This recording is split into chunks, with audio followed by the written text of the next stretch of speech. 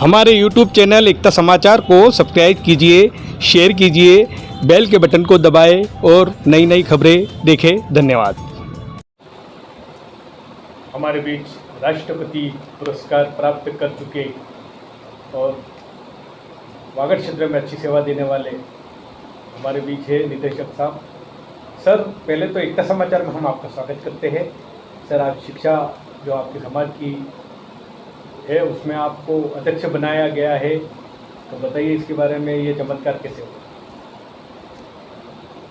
वागड़ प्रांतीय सहस्त्र उद्देश्य समाज डूंगरपुर बांसवाड़ा की शिक्षा प्रचार समिति, जो डूंगरपुर और बांसवाड़ा के समस्त औदिच्य ब्राह्मणों की एक सर्वोच्च संस्था है, उसमें 3 वर्ष के कार्यकाल के लिए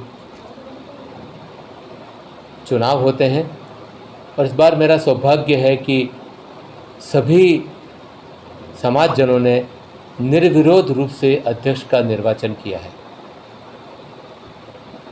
और यह संस्था दोनों जिलों के लिए और अन्य हमारे समाज के लिए शैक्षिक उन्नयन के लिए काम करती है, बालकों के लिए काम करती है, युवाओं महिलाओं के उत्थान के लिए काम करती है। और ये संस्था अपने विभिन्न आयामों में काम करते हुए बहुत ही सफलता अर्जित कर रही है। सर, हमें एक और जानकारी मिली है कि होनहार बालकों के लिए भी आपकी एक योजना तैयार की है आपने, आपके समाज ने, इसके बारे में? हाँ, समाज के बहुत सारे होनहार प्रतिभाशाली विद्यार्थी हैं और प्रतिभा की वागड़ में कोई कमी नहीं है। और उन प्रतिभाओं को आगे बढ़ाने के लिए वित्तीय साधन उपलब्ध कराए जा सकते हैं समाज द्वारा। और इसके लिए पूर्व से ही शिक्षा कोष की स्थापना की गई है। शिक्षा कोष से ऐसे विद्यार्थी जो प्रतिभाशाली हैं, आगे पढ़ना चाहते हैं, लेकिन उनके पास वित्तीय साधनों की कमी है, वे अपनी पढ़ाई पूरी नहीं कर सकते हैं, उन्हें इस कोष से राशि दी जाती है और वो अपनी पढ़ाई पूरी कर सकें। मेरे अध्यक्ष बनने के बाद मुझे ऐसा लगा कि मुझे भी इसमें अंशदान करना चाहिए, तो मैंने शुरुआत 1 लाख रुपया इस शिक्षा कोष में देकर की है। और हम ऐसे विद्यार्थियों को उच्च शिक्षा प्राप्त करने के लिए, अपने जीवन में आगे बढ़ने के लिए उन्हें प्रदान करेंगे। सर, आपका विजन क्या है, इसके बारे में बताइए। शिक्षा प्रचार समिति समाज में शैक्षिक क्रांति लाना चाहती है, शैक्षिक उन्नयन करना चाहती है और हमारी पुरातन संस्कृति को साथ में लेते हुए नई विचारधारा को स्थापित करके हमारे बच्चों को, हमारे युवाओं को, हमारी महिलाओं को एक अच्छी सोच के साथ में, सकारात्मक सोच के साथ में आगे बढ़ाने का लक्ष्य रखती है। हमारी जो प्रतिभाएं हैं उन्हें प्रोत्साहित करें, हम प्रतिभाओं को कैरियर गाइडेंस करें, प्रतिभाओं को इस प्रकार का वातावरण दिया जाए कि वे कंपटीशन एग्ज़ाम में सफलता प्राप्त कर सकें, सरकारी नौकरी प्राप्त कर सकें, अपना व्यवसाय कर सकें और अपने लिए अपने जीवन को आगे बढ़ा सकें, एक ऐसे व्यक्ति का निर्माण कर सकें जो समाज के लिए और राष्ट्र के लिए उपयोगी साबित होगा। ऐसे युवा हैं जो बहुत अधिक पढ़ाई करके बहुत ही उच्च संस्थानों में बाहर कार्यरत हैं, उनकी सेवाएं समाज के लिए ली जा सकती हैं। एक वे युवा हैं जो यहीं पर अपना रोजगार प्राप्त कर रहे हैं, उनकी सेवाएं भी समाज के लिए ली जा सकती हैं। एक वो युवा हैं जो नौकरी के लिए, व्यवसाय के लिए तैयारी कर रहे हैं, उनको किस प्रकार से हेल्प कर सकें, वो ऊपर के दोनों युवा वर्ग जो जॉब में हैं उसका भी एक प्लान बनाया जा रहा है। साथ ही कुछ ऐसे हमारे युवा हैं जिनकी बहुत अच्छी पढ़ाई नहीं हुई है, लेकिन उनका स्किल डेवलपमेंट करा सकते हैं और स्किल डेवलपमेंट के द्वारा वो किसी भी एक व्यवसाय को चुन करके अपने जीवन में आर्थिक रूप से अपने परिवार का भरण पोषण कर सकें और अच्छी स्थिति में आ सकें, इस प्रकार का भी प्रयास किया जाएगा। तो निश्चित रूप से हमारी युवा शक्ति का उपयोग समाज के उत्थान के लिए किया जाना चाहिए। महिलाओं के लिए क्या प्लानिंग है आपकी? देश की कहें, राज्य की कहें या समाज की कहें, आधी आबादी महिलाओं की होती है और महिलाओं की एक सोच है, मेरा घर, मेरा परिवार, मैं घर में ही रह के खुश हूँ। बहुत अच्छी बात है, वे घर में रहें, लेकिन घर में भारतीय संस्कृति को, हमारी पुरातन संस्कृति को, हमारे पुराने इतिहास को जो गौरवशाली रहा है, उसको हमारे बच्चों में संस्कार के रूप में डालने का काम महिलाएं कर सकती हैं।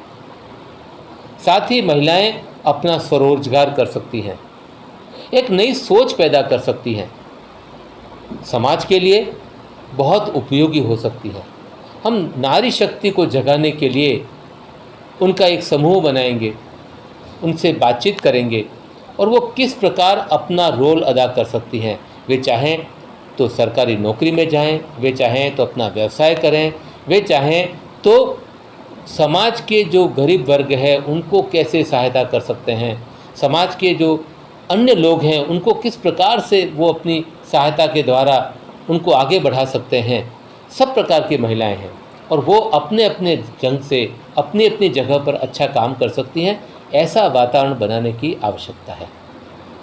एकता समाचार के सफलतापूर्वक 5 वर्ष पूर्ण होने पर राजू भाई बर्तनवाला को और उनकी पूरी टीम को बहुत बहुत बधाई और शुभकामनाएं। इन 5 वर्षों में एकता समाचार ने नए आयाम स्थापित किए हैं। केवल वागड़ नहीं, केवल राजस्थान नहीं, अपितु पूरे भारत में यह चैनल देखा जा रहा है और सबके द्वारा सराहा जा रहा है। और अभी बहुत अच्छी उपलब्धि के रूप में अंग्रेजी भाषा में भी समाचारों का प्रेषण किया जा रहा है और इसके माध्यम से कई देशों में इसका प्रसारण हो रहा है। ये हमारे पूरे वागड़ के लिए गौरव की बात है। मैं एकता समाचार के उन्नति के लिए शुभकामनाएं प्रेषित करता हूं और अपेक्षा रखता हूं कि हमारे वागड़ की प्रतिभाओं को आगे लाने का काम करेंगे। वागड़ को की जो पुरातन संस्कृति है, हमारी धरोहर है, हमारा इतिहास है, वागड़ की जो हस्तियां हैं, वागड़ के हमारे बच्चे जो होनहार हैं, उनको समाज के सामने ला करके उनको प्रोत्साहित करने का जो काम आपने शुरू किया है, निश्चित रूप से ये सराहना के योग्य है। मैं आपको बहुत बहुत शुभकामनाएं देता हूँ। धन्यवाद। आइए दोस्तों, हम आपको ले चलते हैं डूंगरपुर जिले के सागवाड़ा नगर पालिका क्षेत्र, जहां हमारे बीच समाज सेवी, पर्यावरण प्रेमी, धर्म प्रेमी और लोगों की सेवा करने वाले ऐसे शख्स से हम आपको रूबरू करवाते हैं एक समाचार के माध्यम से, जो समाजगण में अपना नाम कमाए हुए हैं। भाई चिराग जी मेहता साहब, पहले तो एकता समाचार में स्वागत है सर आपका। सर बताइए, आज जो है हेमेंद्र जी उपाध्याय जो आपके अध्यक्ष बने हैं डूंगरपुर बांसवाड़ा के, तो इसके बारे में बताइए। हेमेंद्र जी उपाध्याय को हमारे वागड़ प्रांतीय बांसवाड़ा डूंगरपुर दोनों जिलों की शिक्षा प्रचार समिति जो हमारी एक संस्था है उसके अध्यक्ष के चुनाव होने वाले थे। तो हमारे सहस्त्र बड़ी औदिच ब्राह्मण समाज के जिला अध्यक्ष श्रीमान हितेश जी रावल ने एक बैठक बुलाई, जिसमें तमाम पूरे ज़िले के गांव वालों को बुलाया, इकाई अध्यक्षों को बुलाया, सभी 10 गांव संगठन को बुलाया, 12 गांव संगठन का चौकला उसको बुलाया, पूरे डूंगरपुर ज़िले को बुला के एक बैठक आहूत की, जिसमें हमारे डूंगरपुर ज़िले से कोई एक नाम हमारे देना था अध्यक्ष के पद के लिए। तो हमने सर्वसम्मति से हमारे 10 गांव संस्थान ने श्रीमान हेमेंद्र जी उपाध्याय जो रिटायर्ड उप निदेशक रहे हैं, जो शिक्षा विभाग में शिक्षाविद हैं और पूर्व राष्ट्रपति हमारे APJ अब्दुल कलाम साहब से पुरस्कृत हुए हैं वो, तो उनका नाम हमने जैसे ही हमने रखा तो पूरे डूंगरपुर ज़िले ने एक ही मत में उनका स्वागत किया और उनका सम्मान किया। सर, आपके समाज में बहुत ही शिक्षा से जुड़े हुए बहुत ही समाजसेवी थे, मगर हेमेंद्र जी को ही क्यों चुना गया?